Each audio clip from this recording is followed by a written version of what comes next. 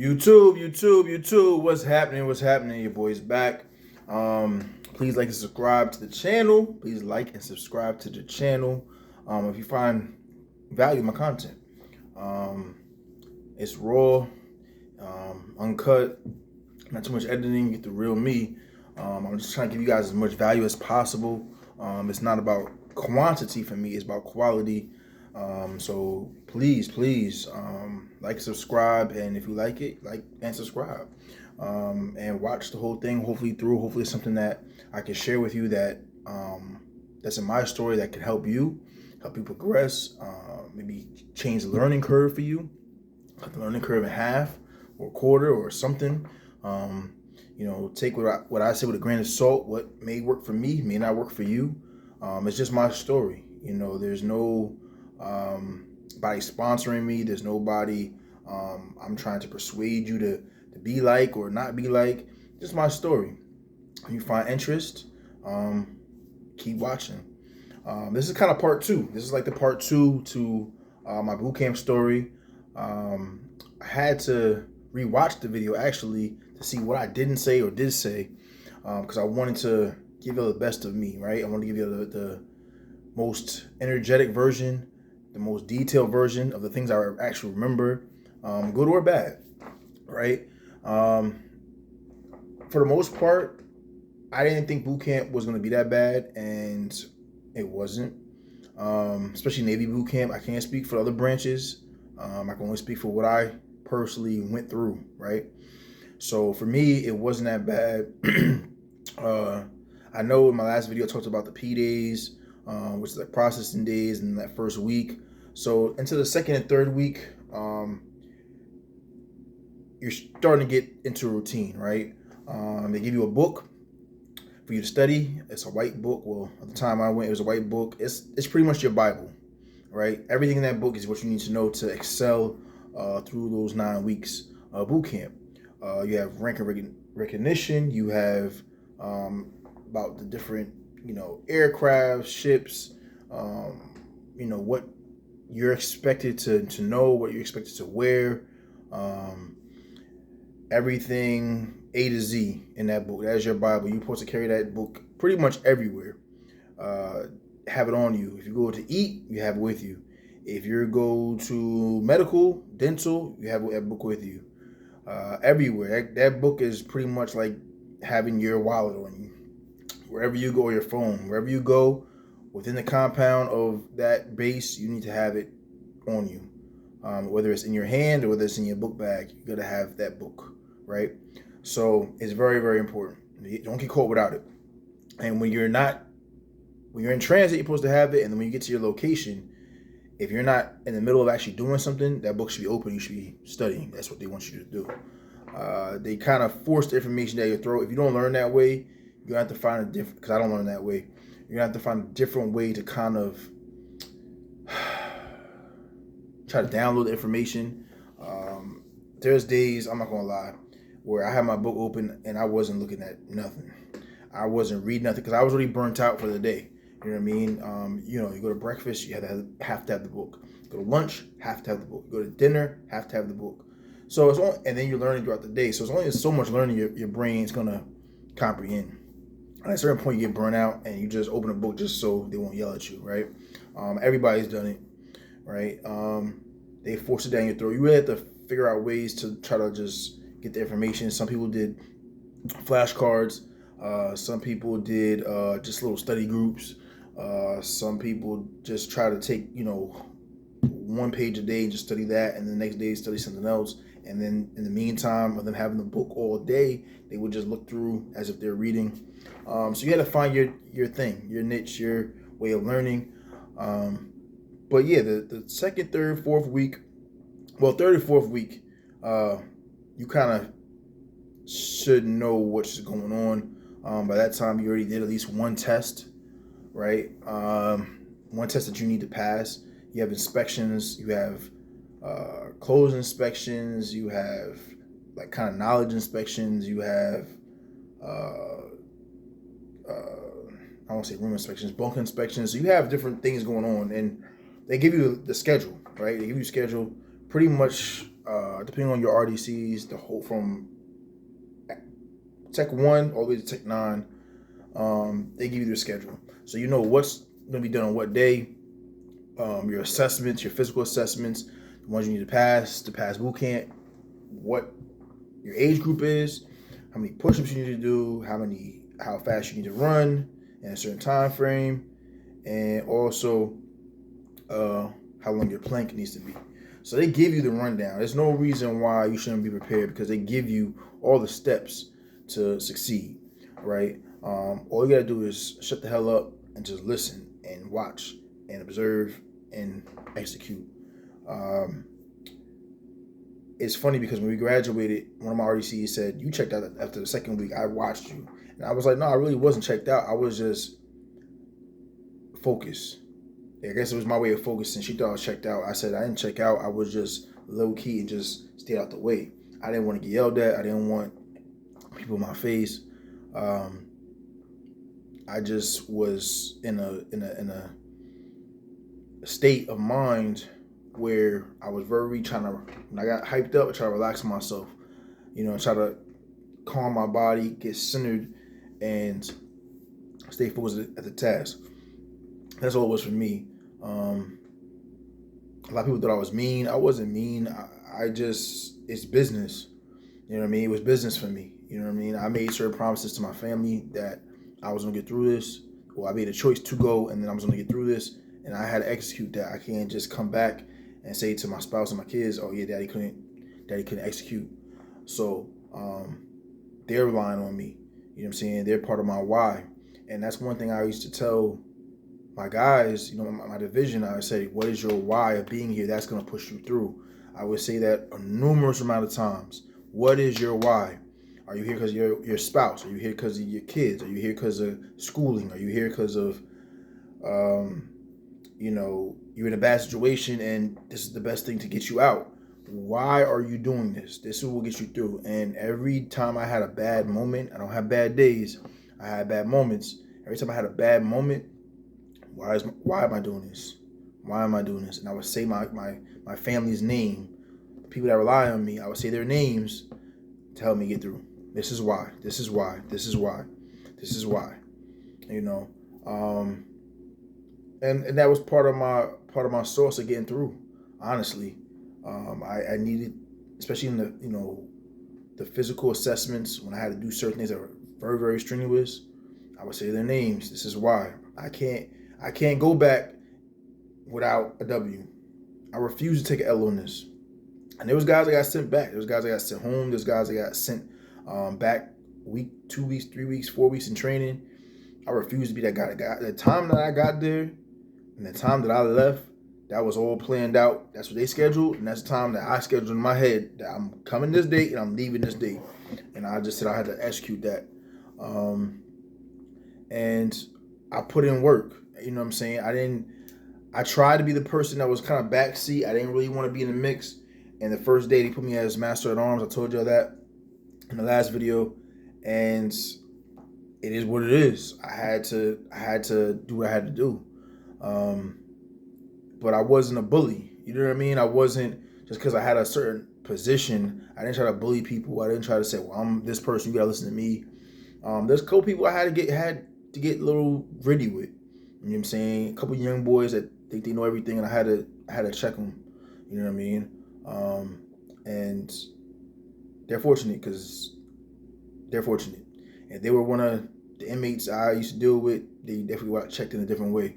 But I couldn't do what I do as an officer. So I had to remind myself that, and remind myself where I'm at.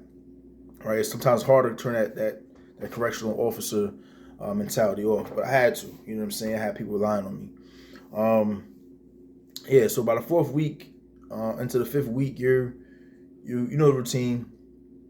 You're pretty happy with the routine. At this point, the only reason why I say that you're pretty happy is because you're halfway through. You're like, listen, if I got through the first half, I can get through the second half. Because now you know the people in your division, right? You know your bunkie. Well, after we moved from our processor building to another building, our ship, they called it. They gave me a new bunkie. And I was a little nervous about that because I was like, oh man, I ain't trying to be pulled with anybody. I'm trying to remember who my second bunkie was.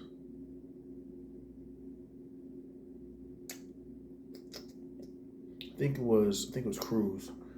He was just a young guy, Spanish kid, real good guy, real cool. He was my bunkie.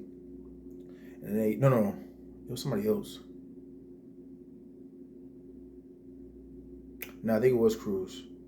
Yeah, I think it was Cruz. Yeah, they put me with my yeah, I think it was Cruz. I think it was my boy St. Louis for a little bit, and they switched it to Cruz. And no, they switched it to a guy, we call him R17 or something like that. We called him something Z17 because he has 17 letters in his last name. I wouldn't really care for him. But then they put me with my boy Cruz. Shout out to Cruz. Put me with him, and it was cool. You know what I'm saying? They started looking at him to be what we call RPOC, which is basically like he's the head of the division for our division. And I kind of groomed him a little bit. You know what I'm saying? That was my little homie. So I kind of groomed him a little bit. And then we had our A-Rock, well, our original RPOC. Shout out to my homie Williams. He was the original, but he couldn't call cadence. So our A-Rock, it's RPOC, A-Rock, and MA. Our RPOC, and also our yeoman. But I'll give you the breakdown. RPOC is like the leader of the class. A-Rock is like the assistant to the leader. Then you have MA, which is the enforcer. And then you have our yeoman, which was pretty much the guy doing all the paperwork that he could legally do, that it wasn't the RDC's paperwork. So like we came to checking people and checking out people, getting people ready for medical. He was our guy. And then you had me, and then you had the assistant, and then you had the head of the class. So our original Williams was our RPOC. They switched into A-Rock because he could do cadence. And then they had to find another RPOC to lead the class. So that was Cruz.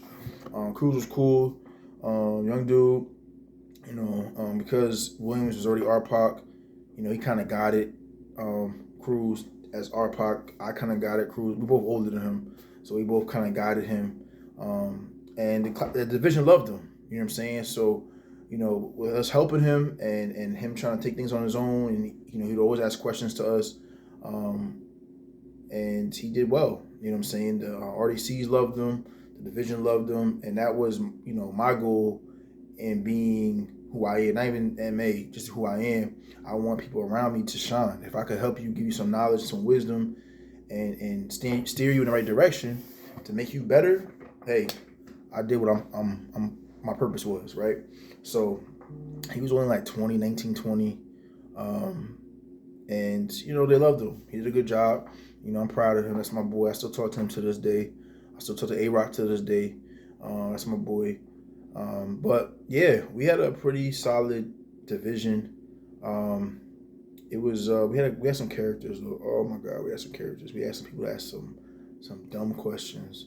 I mean, the RDCs would say something and they would literally be like, ask the same exact question that they just answered. I mean, over and over and over and over again. There's points where I just want to slap somebody. I ain't gonna lie, I ain't gonna hold you. I'm sure there's other people in my division that felt the same way. But I didn't, I swear, on my life I didn't. Yeah, there was a lot of people that did a lot of dumb stuff. One thing about boot camp, and I told my wife this, when them boys start getting comfortable, they start getting too comfortable for me, right? So I've always either lived on my own or I lived around women, right? So I have a brother, but I never, I didn't play sports in school, right? I wasn't allowed to play sports. That's another video. But I wasn't a bad kid. I was good at pretty much every sport, but it's a long story about that one. But I didn't get the opportunity to play sports in school. So a lot of stuff that I guess guys do in the locker room, I wasn't really privy to, right? Because I didn't play sports. And going into the military is a lot of things. I'm not gonna say every branch, but I'm definitely gonna say the Navy, because on ships everybody's very, very close quarters. I'm assuming every branch is similar when it comes to this, give or take. That when these guys start getting comfortable, they start just having bullshit ass conversations in the shower, I'm not like that, right? So, excuse me, I'm very approachable. So if you want to come and talk to me before I get in the shower, cool, we got a conversation. If you want to talk to me after I finish cleaning myself, we have a conversation. My issue was do not talk to me while I'm in the shower. Please do not talk to me in the shower. I'm just gonna give you a warning and tell you, hey, bro, we got this conversation after. But they refuse to, like, it's like they felt so comfortable that they just want to have a regular conversation with their stuff hanging out. Not me. So I would look at them like they're crazy. I finish my shower and then I walk off, and then they look at me after they got out of the shower like, why did you say anything when I was talking to you? Like, I told you I don't have conversations with grown men in the shower with the junk hanging out. I don't operate that way, right? So there's certain things that, that's what's one rule I wasn't bending. Like, there's certain things that I'm like, all right, I gotta tolerate certain things because these young guys, they don't know nothing. They just came from their mama's house, their daddy's house, juvenile detention, jail, wherever else they came from. And there's certain things I have to be a little more laxed on because a lot of guys don't have structure. That was not one of them. Don't talk to me while I'm in the shower. Don't talk to me while I'm on the great white throne. If you know, you know. Just wait till I'm done handling my business. You know what I'm saying? And then we can have a conversation, right? A lot of guys didn't have that. I guess they weren't raised that way. I guess they weren't raised that way. But yeah, so that was a challenge for me. And I would say it seriously, but I actually thought it was funny. So they'd be like, "Oh, you're not gonna talk to me while I'm taking a dump or whatever." No, I'm not telling you why you're taking it.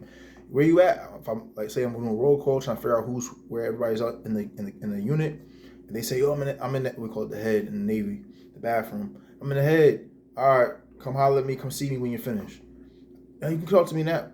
I don't do that.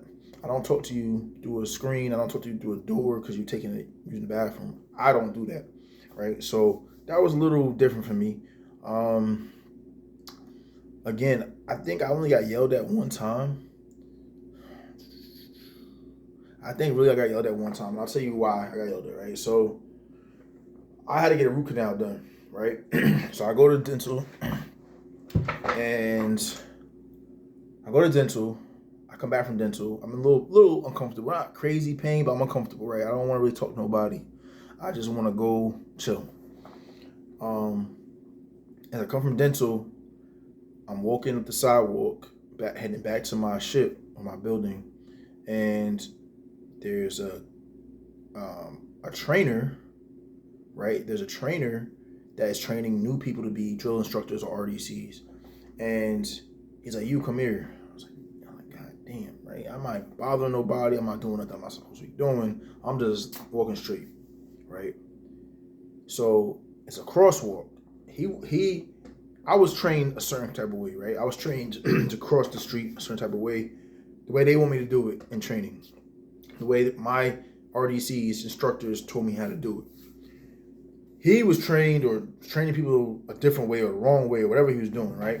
So he asked me, he said, "Where you going?" So I told him, he was a petty officer. I said, "Petty officer, I'm going to my building, blah, blah, blah, blah." He said, "Where you coming from?" I said, "I'm coming from dental. Just had a root canal done." So I'm thinking like, all right, you can tell like my face is a little swollen. I'm in pain a little bit. You go let me go. So let me see your paperwork. So I show him paperwork. Everything, of course, checks out. And I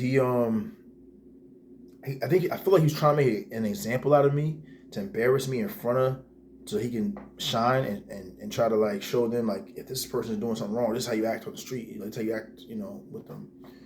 But he couldn't because I made sure my stuff was correct. So he's like, "Why are you crossing the sidewalk this way, crossing the street this way?" I said, "Well, petty officer," I said, "this is where my RDCs told me to cross." He said, "You're supposed to cross down there." I said, "Well, I'm not going to argue with you, petty officer." I said, "But I was not given that instruction." I said, "I was given the instruction to cross here." He's like, "Well, it doesn't make no sense to cross here." I said, "If you want me to cross here, I will cross here. If you want me to cross down there, I won't cross down there. But I'm just letting you know that I was instructed to cross there." So he's like, "You need to cross here." "No problem, petty officer." Get my paperwork, I took off. So I go back to my unit, and the first thing now, our unit was really good, right? So we had high scores in our physical scores. We had high scores in our like our test scores. We had high scores, and our drill scores. Everything we did, like we were top of the line. We were top of all the division groups, right? So as soon as we come in the door, coming back from wherever we're coming from, medical, dental, wherever we're coming from, child, our RDCs, like, you get stopped by anybody, because they call them, I can't remember the name they call them now. But basically it's like the police on the street, police on the base. Like, if you're doing something you're not supposed to be doing, they give you like a ticket.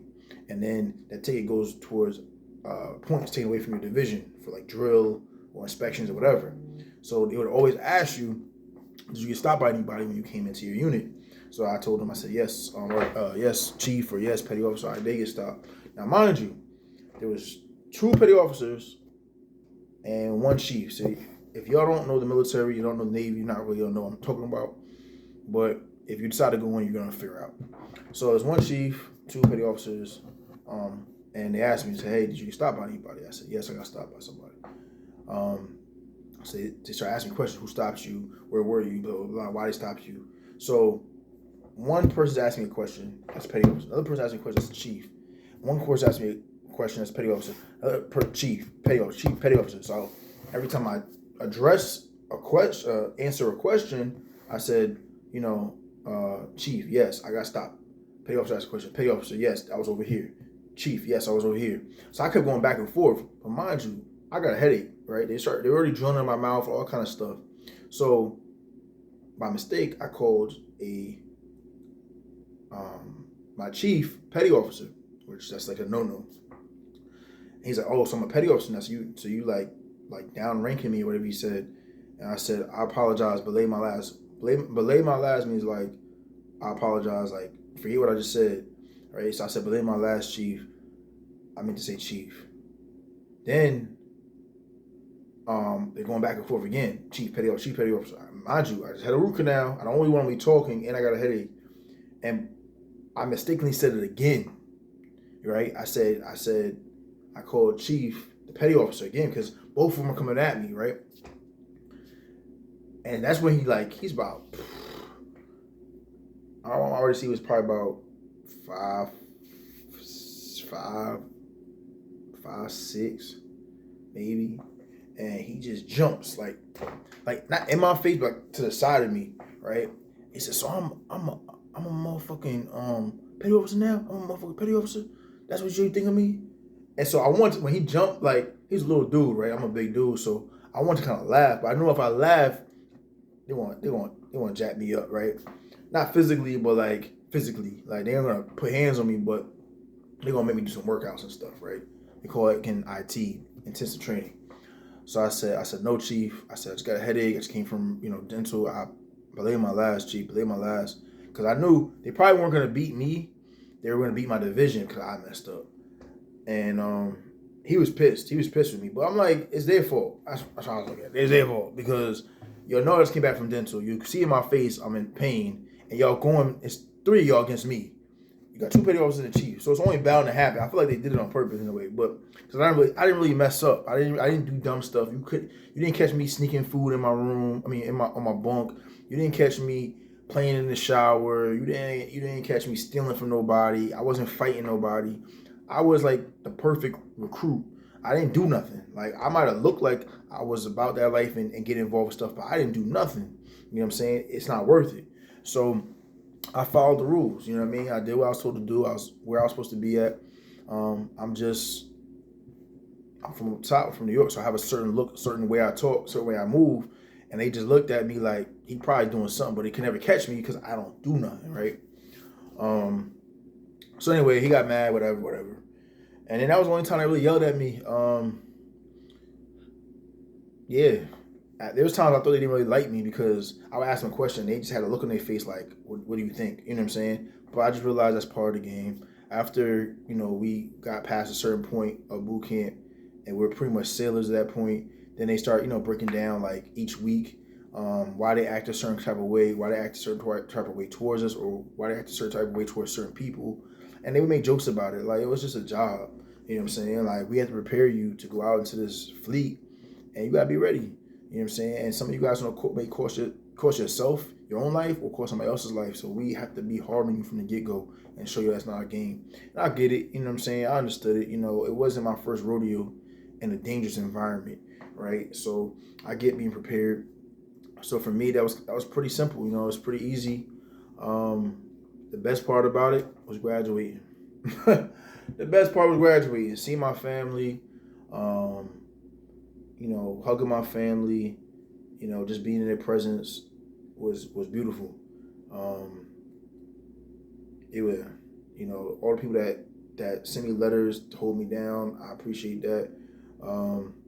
Letters is everything. So if you have, let me put it this way, if y'all have people that are in the military or families in the military, especially if they did like the Iran, Iraq war, Afghanistan stuff, and you didn't send them letters, I don't want to say shame on you, but kind of shame on you.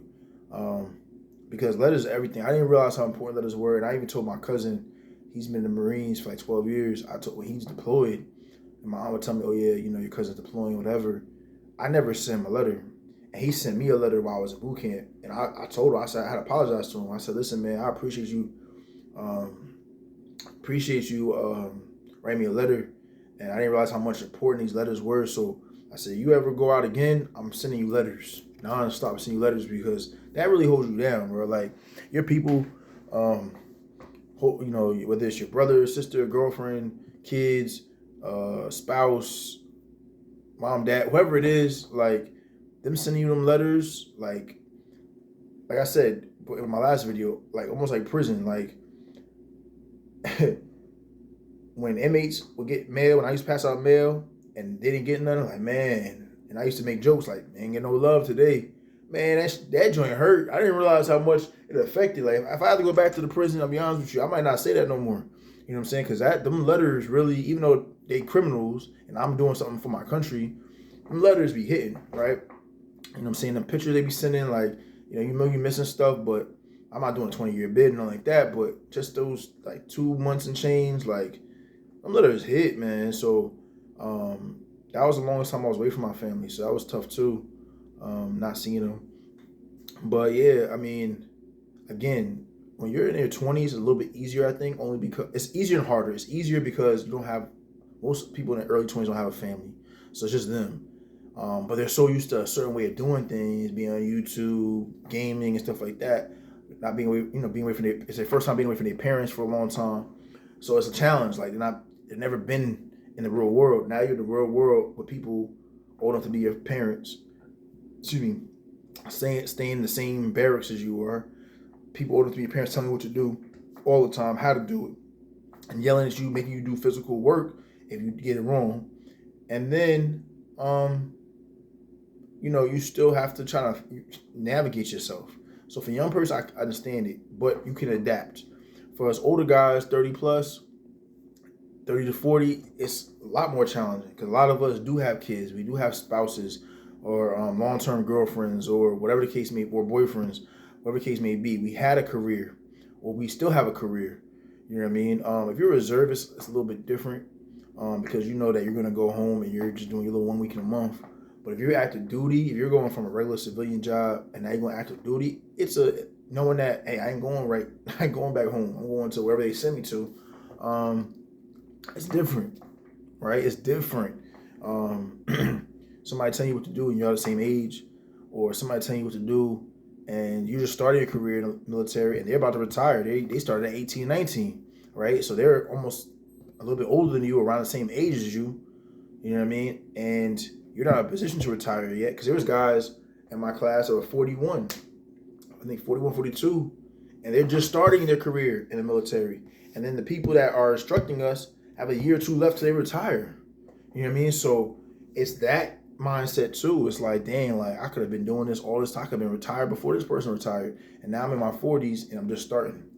So that plays a little mantra on those older guys. I'm not in my 40s yet. I'm in like my mid-30s, going into my mid-30s. So, I even looked at it like, dang, if I would have started at 18, I'd be retired in about 4 or 5 years. But can't change the past. My life experience will help me.